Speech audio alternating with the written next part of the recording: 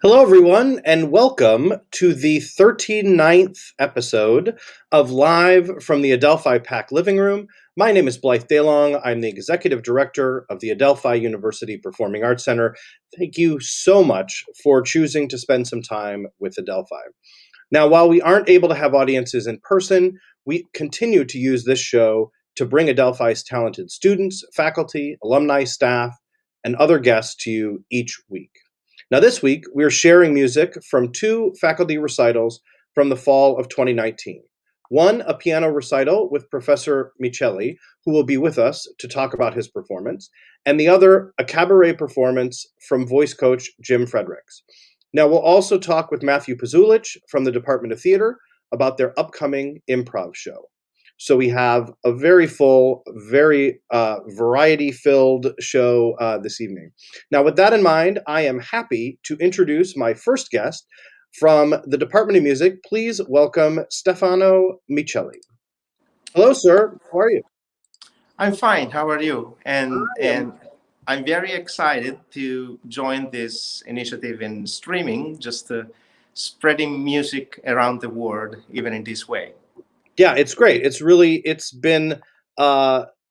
it's been a lot of fun to do this, and it's been great to share, especially some things that we have done in the past and that a few people got to see, but we really haven't shown them since, and we have them all, on a hard drive somewhere. So it's been a great chance for us to pull a few of these out and share them with everybody. So now, before we get to your performance, how has the semester been going for you? How's the school year been going for you with the orchestra and your classes and your teaching and everything else? Well, I have to say that initially, because of these very unusual circumstances, I wasn't so much optimistical in a hybrid way conversion of my teaching. But I have to say that I'm so happy that I discovered a new way, even um, to get more answers by my students, and I feel they are closer and closer among themselves, and we are approaching to the music actually with this in the same way plus something else. So I'm very happy that we all together tried to transform and add actually new values to their learning. So totally excited. Yeah, I Absolutely. think it's been really one of the silver linings, for lack of a better word, of all of this has been, I think a lot of people have discovered some new ways of looking at things and some ways that they were like, oh, this is never going to work. And then they're like, oh, wait a minute, parts of this maybe actually work better than what we were doing before. And it'll be fun to see people kind of try and figure out how to keep some of those things incorporated in as we go back to whatever normal is going to be. But that's fantastic to hear about your classes and your teaching, that there's been some new discoveries and things are really working well there. That's excellent. Yeah, Blight. It's so nice that actually teaching to a symphony orchestra. It seems that the in-person playing together is the soul of the musical product. But actually, being at the Adelphi Department of Music and the Adelphi Symphony Orchestra means also socializing in a different way and having a different kind of musical dialogue. And maybe they focused more as a temporary period on their own timbrical resources, and they pay more attention in this way. So I'm very happy for that. That's excellent. That's excellent to hear. Now some of our viewers who are regular attenders of things at the Performing Arts Center might know you also as the music director for the Adelphi Symphony Orchestra for the last couple of years. But you are also quite an accomplished pianist on your own as a musician. Now, you had a recital back in the fall of 2019 at Adelphi in our recital hall, and we're going to share a couple of performances from that recital. So why don't you tell us about this first piece of music that we're going to hear?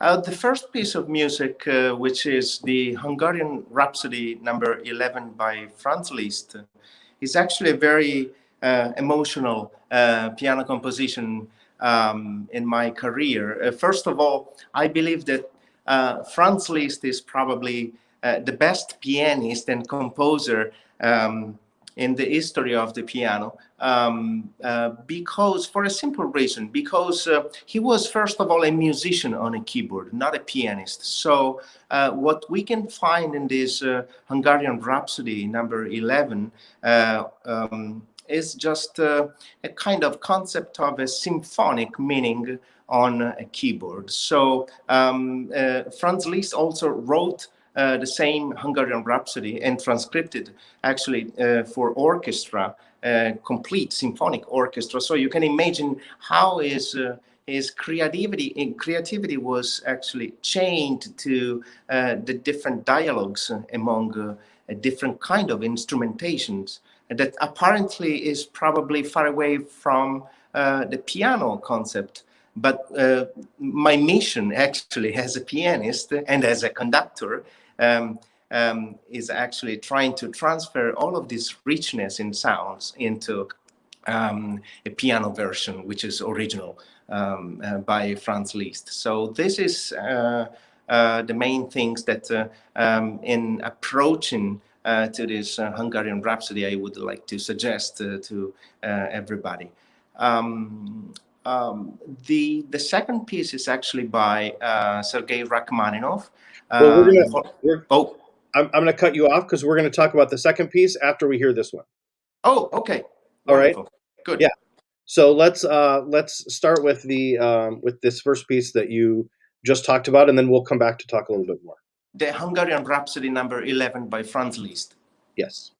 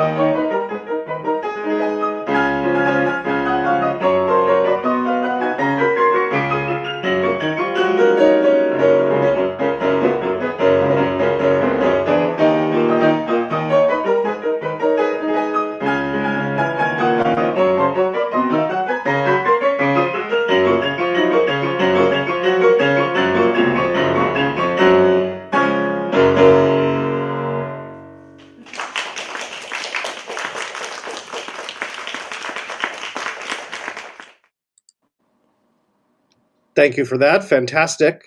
Oh, thank you. Really wonderful. It's a great piece of music, and what I love that people wouldn't know just from watching that is that this was after you had been playing for about 45 minutes at that point, and Oh then yeah, actually, yeah. I you believe also it like, was, yeah, oh, let's almost throw the this in. end. Yeah, yeah, yeah. So, even more impressed. Now, you started to talk about this before we shared that clip, but we're actually going to save your second performance for the very end of the show. But Okay.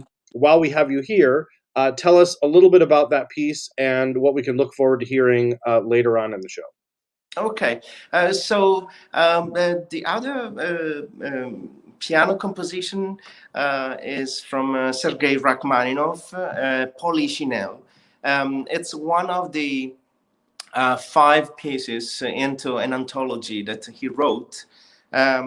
It's a kind of march in the sense of the rhythm and the accents makes this march very, very deep into the andamento, no? And but with the combination of what Sergei Rachmaninoff was as a late romantic composer from Russia, or from Russian school, but moved to America. So there is a kind of match of, let's call it Western concept of the 1900 in composing music, and on the other side, his Russian background. So Polychinelle, the title is named Polychinelle because it was inspired by Pulcinella, which is actually a character actually from Napoli, so Italian character, and it's one of, I believe that it's a very short composition, but Rachmaninoff expresses a lot how it's possible to be a virtuoso interpreter, and I try to do that, but anyway, as a pianist on one side, on the other side, how you can match this wonderful technique that he has to pianists to a very late romantic and nostalgic way to think about a song.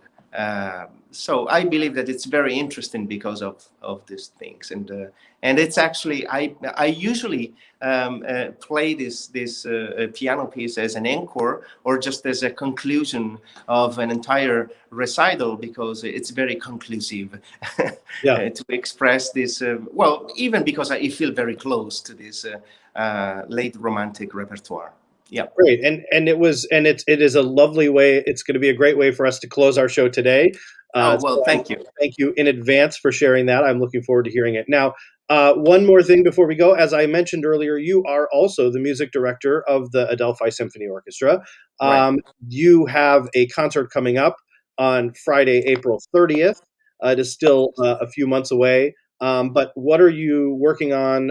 What is this program going to be? That we have to look forward to in April?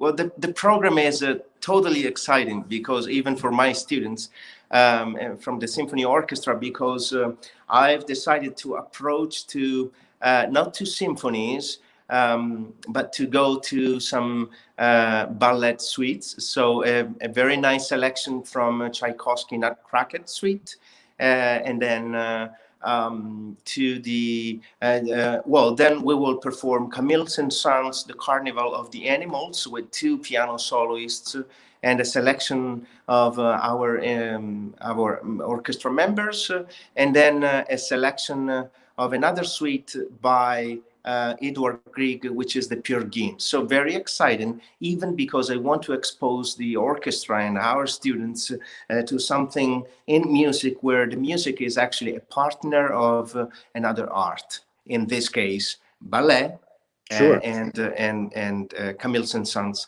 let's say, connected to the theater. So fabula in musica. That's excellent. That's going to be a really great program. Again, that is on Friday, April 30th.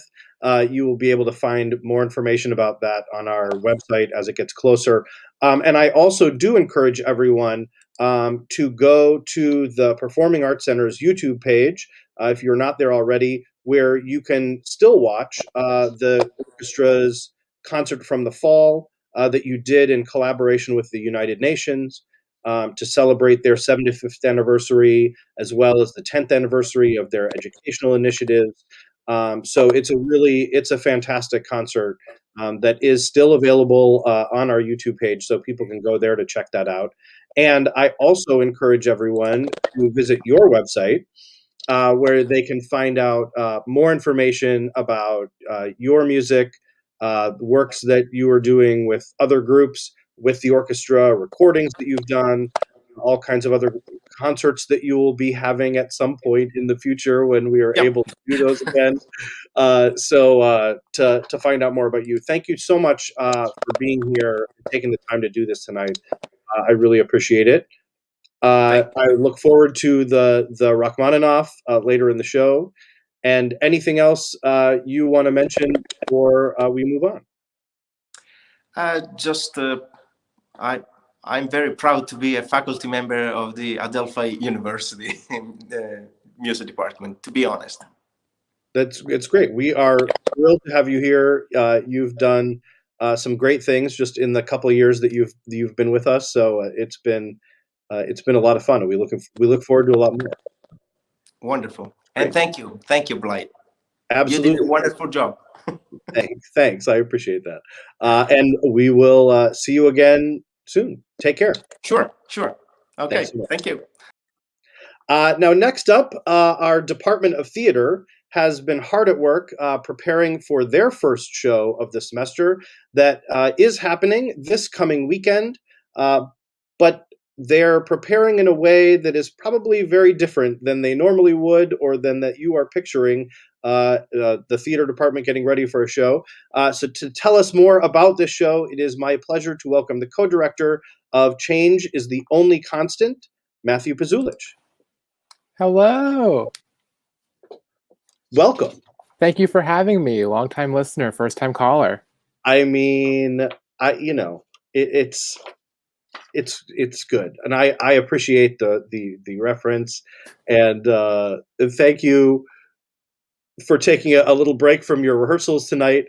So the show is an all improv show, which the department certainly has not done in the time that I've been here. Maybe ever. If they have, it's been a very long time. But tell us exactly what that means and what people can expect when tuning in to watch. Sure thing. So all 4 shows that we're doing are completely different, and it's going to be completely made up by the ensemble every night, whether it's through audience prompts or things that we've been workshopping in terms of games.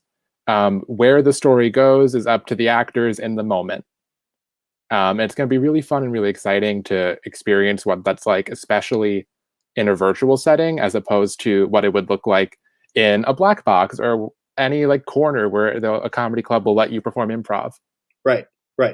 Yeah, I mean, I think everyone is familiar with what an improv show looks like as an audience member, but I think adding the extra layer of complication of not being in the same room together is certainly is going to make a big difference in the kind of things you can do and the kind of work that you guys can do. Now, how I mentioned that you're in rehearsals. You guys are having rehearsal right now.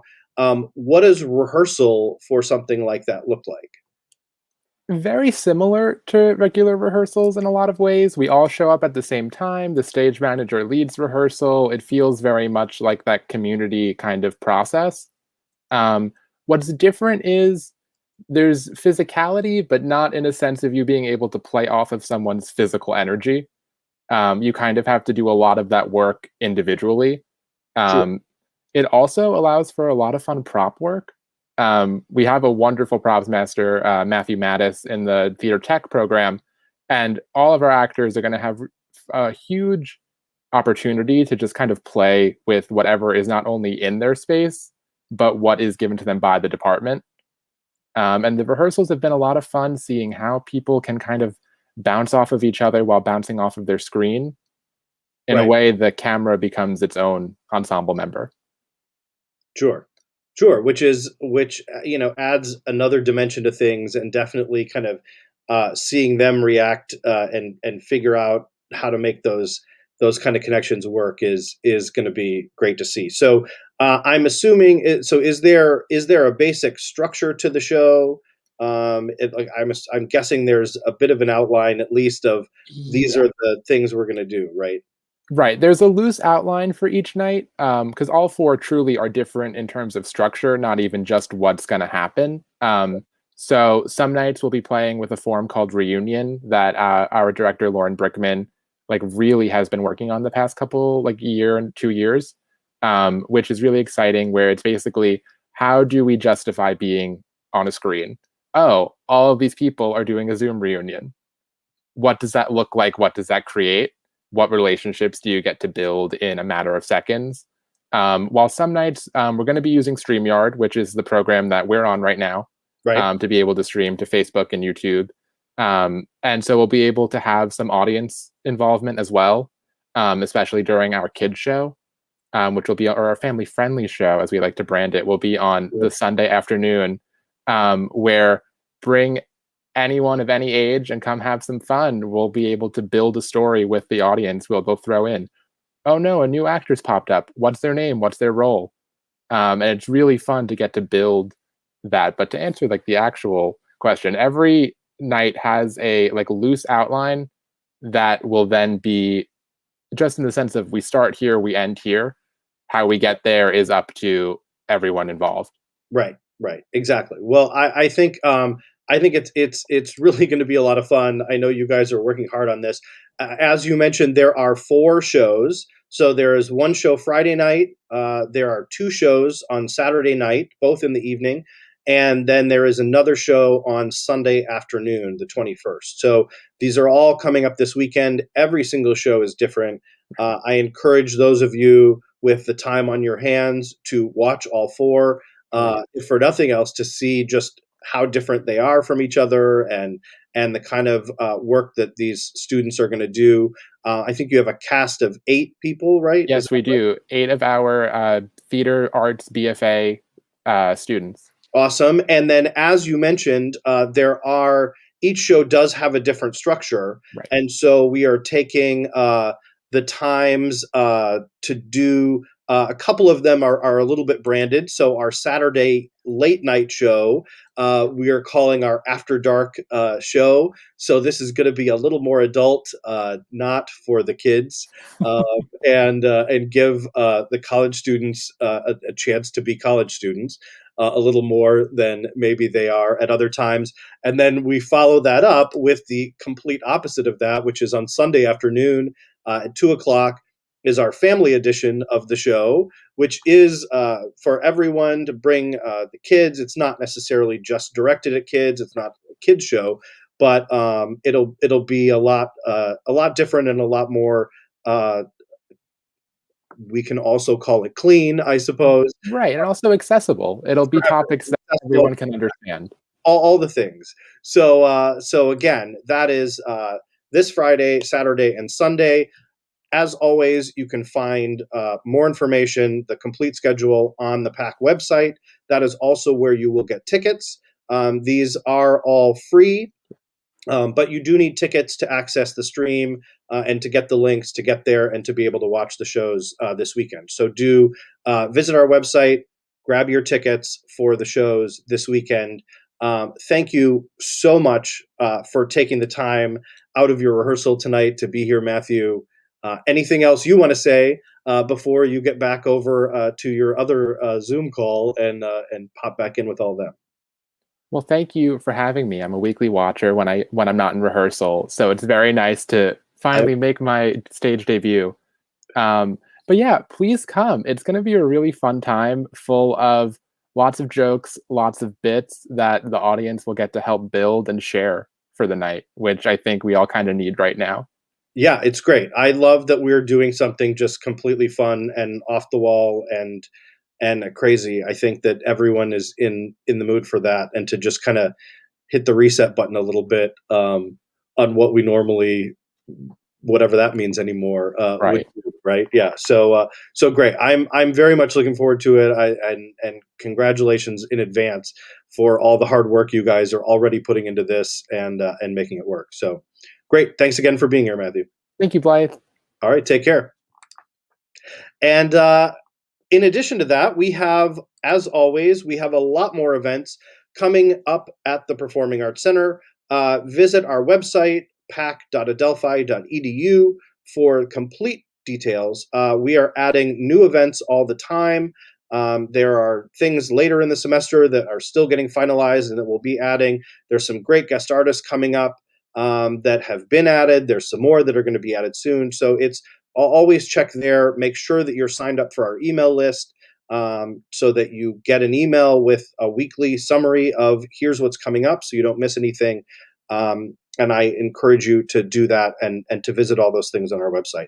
Again, all of our student performances all semester are free of charge, and our guest artists are just a nominal fee for those performances. We're trying to keep everything as accessible as we can and understand that money is tight for everybody these days. So we want as many people to be able to share in all these things as possible. Also, to that end, because we are in this virtual world, I encourage everyone to visit the Adelphi Cultural Events website.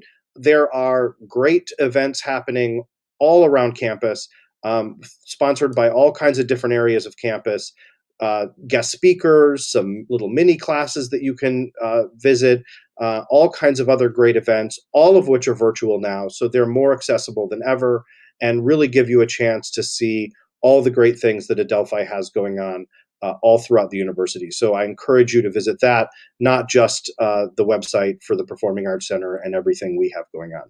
Now, for tonight's show, we have some more music from another faculty recital. This one also is from the fall of 2019. This one from our Jim Fredericks.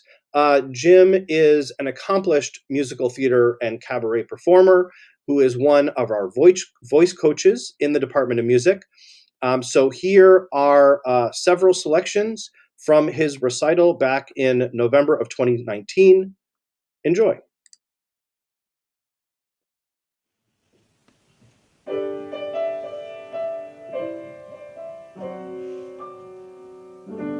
Time and again I've longed for adventure, something to make my heart beat the faster. What did I long for? I never really knew. Finding your love, I found my adventure. Touching your hand, my heart beats the faster. All that I want in all of this world is you.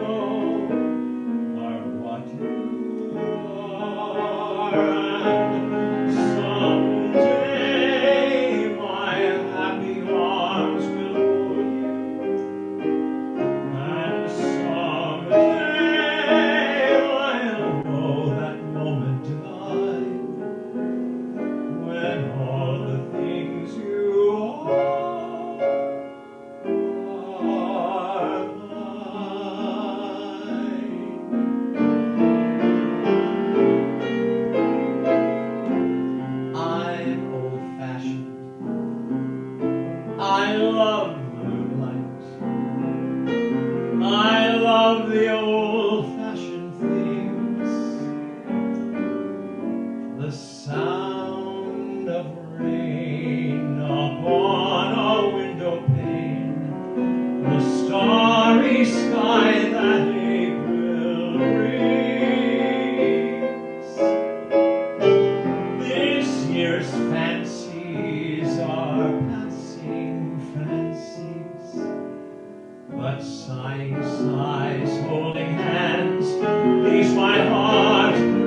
understands I'm old-fashioned, but I don't mind it. That's how I want to be, as long as you'll agree to stay old-fashioned with me.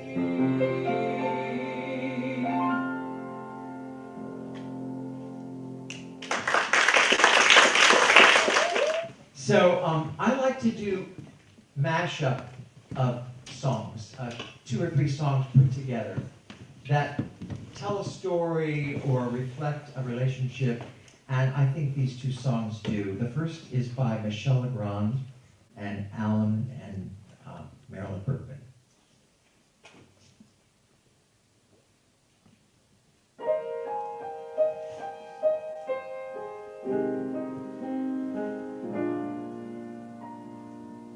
So often as I wait for sleep, I find myself reciting the words I've said or should have said, like scenes that need rewriting.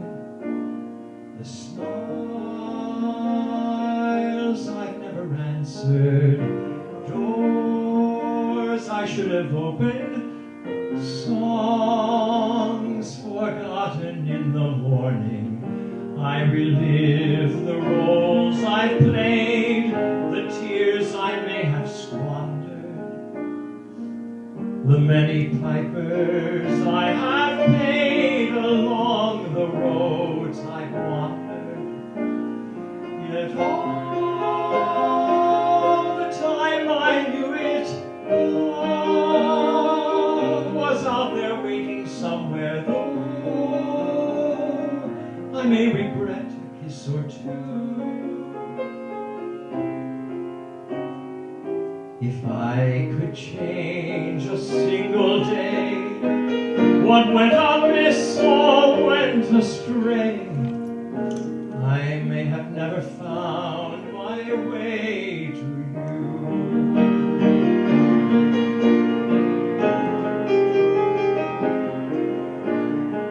The many pipers I have paid along the roads I've wandered, yet all the time I knew it, love was out there waiting somewhere, though I may regret a kiss or 2. If I could change a single day, what went amiss or went astray, I may have never found my way to you. I wouldn't change a thing that happened on my way to you.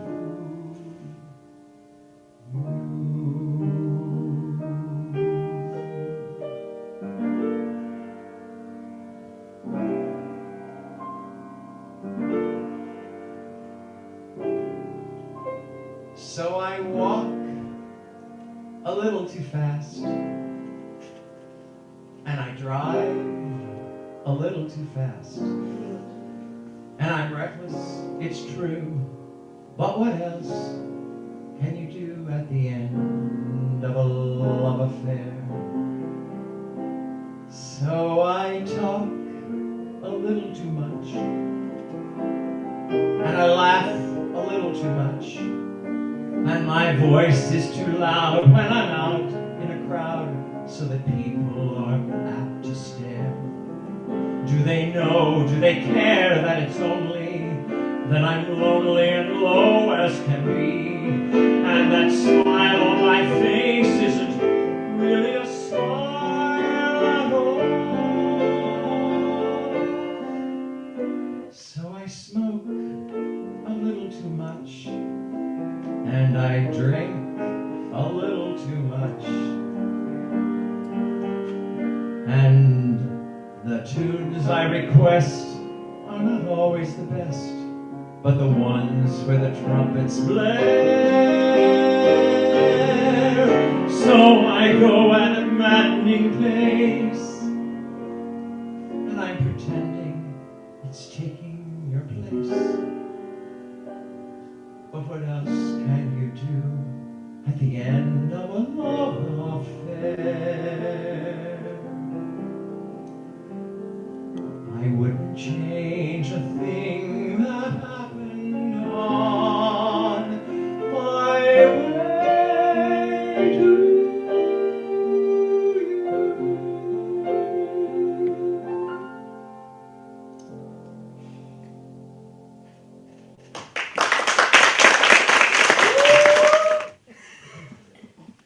But I love this song.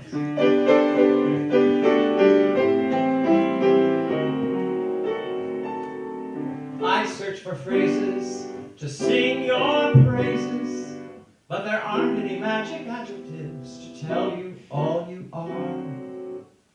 You're just too marvelous for words, like glorious and glamorous, and that old standby amorous. It's all too wonderful.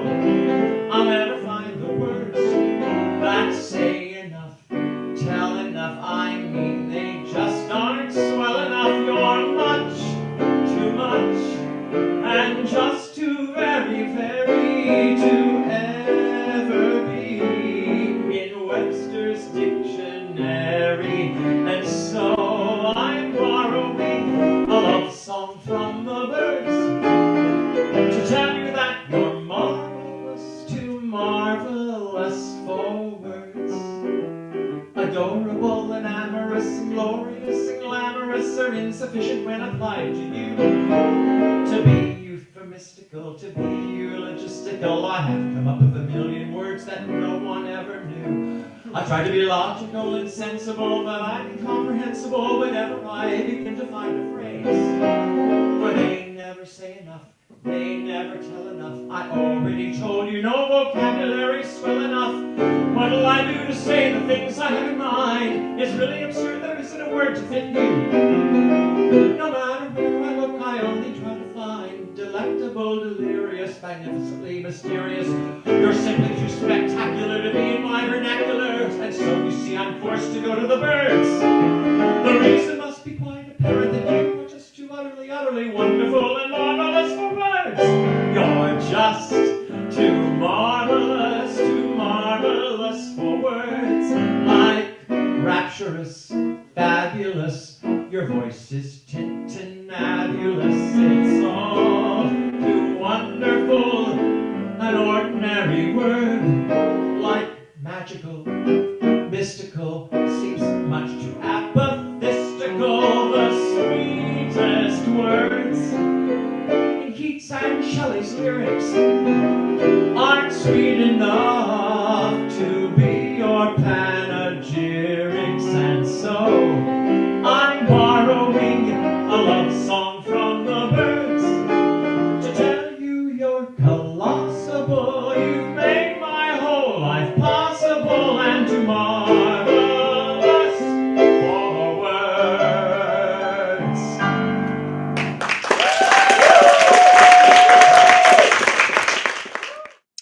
Thank you, Jim, for that great music.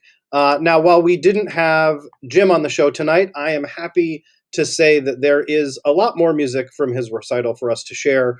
So he will be with us in 2 weeks on March 1st to talk with us a little bit and to share more of the music from his recital.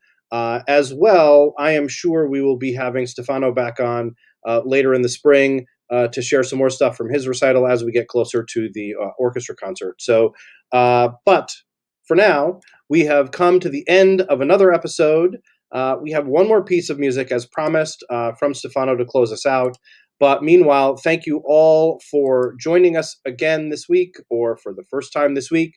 Be sure to check out our upcoming performances, especially our Department of Theater's improv show this weekend, Change is the Only Constant. And stay healthy, stay safe. I look forward to seeing you all again next week. And here once again is Stefano Micheli with some Rachmaninoff to close us out. Good night, everybody.